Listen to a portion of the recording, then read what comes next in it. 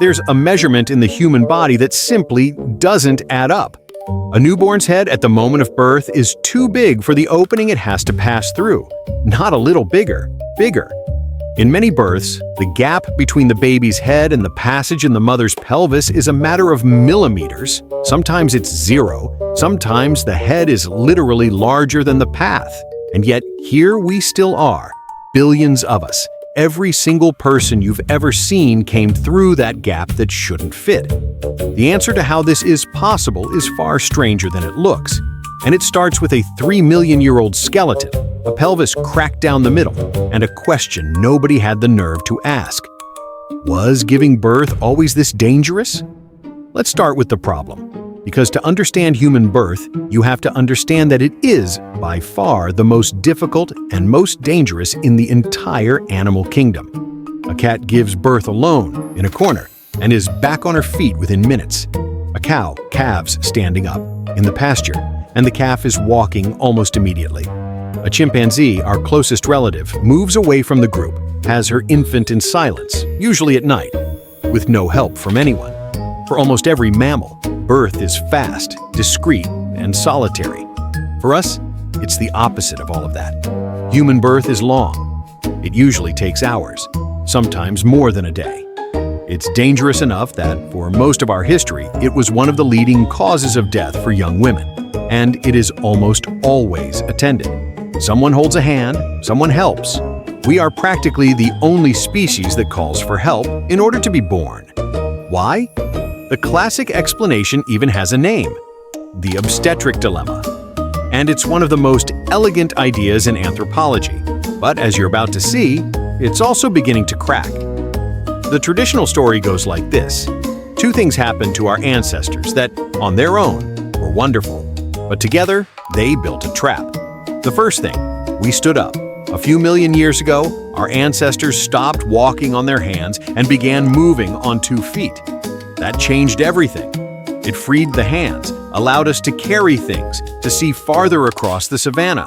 But walking upright demands a specific kind of hip. The pelvis had to narrow, become more compact, to hold the body upright and allow efficient strides. A narrower hip means a narrower birth canal. Hold on to that. Because now comes the second thing.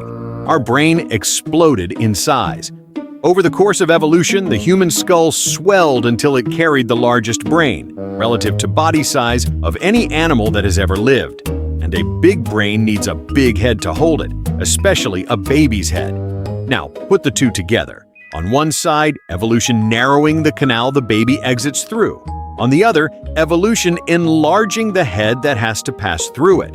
It's as if one force were pushing a door shut while another force made the furniture that has to fit through it grow bigger and bigger. Two enormous advantages: walking upright and thinking better, colliding at exactly the most vulnerable point in life, the moment of being born. And here, nature did something that looks like a hack but was genius. If the baby doesn't fit through the door when it's ready, then the solution is to not let it get ready, to make it come out early. This is why the human baby is born so absurdly helpless. Think of a foal running on the day it's born, a baby giraffe dropping 2 meters to the ground and standing up. Now think of a human baby. It doesn't walk, it doesn't sit, it can't hold up its own head, it can't see properly. It does absolutely nothing but cry and depend. A human baby, compared to other mammals, is born practically as a fetus. Some scientists say human pregnancy would have to last nearly twice as long for the baby to be born at the developmental level of a chimpanzee infant. But it can't last twice as long. Because if it did, the head wouldn't pass. So the baby is ejected early, at the last possible moment before it grows too big, and finishes forming on the outside. Those first months of life, when the baby only nurses, sleeps, and cries, would be, by this logic, a kind of gestation that continues in your arms. That's the classic explanation. Big brain against narrow hip, solved by a baby born half-finished. For decades, that's how the books told the story. But then, someone decided to actually test it, and the dilemma began to fall apart. Because the central piece of that story was always an assumption, that a wider hip would make it harder for the mother to walk and run. That was what locked everything in place. If the pelvis could be wider at no cost, there would be no dilemma at all. But when researchers put people with different hip widths to walking and running, measuring the energy cost of each step, they found something inconvenient. Wider hips made almost no one slower or more tired. The advantage the narrow hip was supposed to give simply didn't show up in the data. In other words, a woman could have a wider pelvis and easier birth and still walk and run perfectly well. So why didn't evolution do that? Why did it leave us stuck with such a dangerous birth if the way out seemed so simple? The answer emerging now is stranger and maybe more unsettling than the original dilemma. The bottleneck may not be in the legs. It may be deep inside the body. There's a network of muscles at the base of our pelvis called the pelvic floor. It's what holds up, from the inside, all the organs that walking upright pushes downward through the pull of gravity. When we stood up, those organs began pressing on that network all the time. And the wider the pelvic bone, the bigger the span those muscles have to cover. And the weaker that network becomes. A pelvis that's too wide weakens the pelvic floor, and a weak pelvic floor brings its own serious problems, which also cost lives in children across the generations. So maybe evolution never chose between walking and giving birth. Maybe it got stuck between giving birth and simply holding your own body together from the inside. A recent study, analyzing the genetics of pelvic shape in thousands of people, pointed in exactly that direction. The width of the birth canal seems to have been held back by the need to keep that floor firm, not by running. The dilemma didn't disappear. It just swapped villains. And it got even harder to solve, because now both sides of the conflict are in the same place, in the same pelvis, pulling in opposite directions.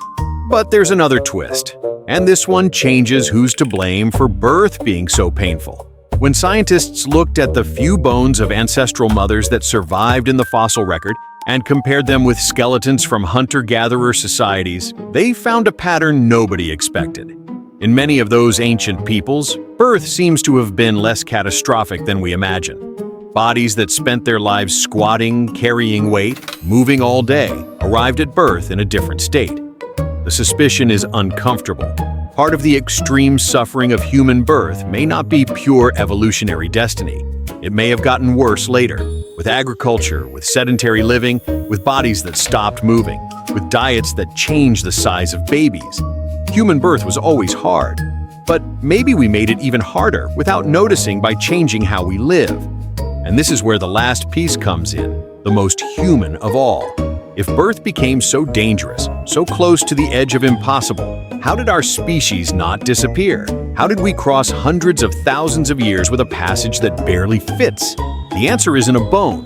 It's another person. We invented help. At some point in our history, doing what the chimpanzee does, moving away and giving birth alone, became a death sentence for the human mother. Birth got too complex, too long, too risky to face in solitude. And the women who, for whatever reason, stayed near others when it was time to give birth, who were supported, held, helped, survived more. And their children survived more. The very difficulty of birth may have pushed humans to care for one another in a way no other animal does.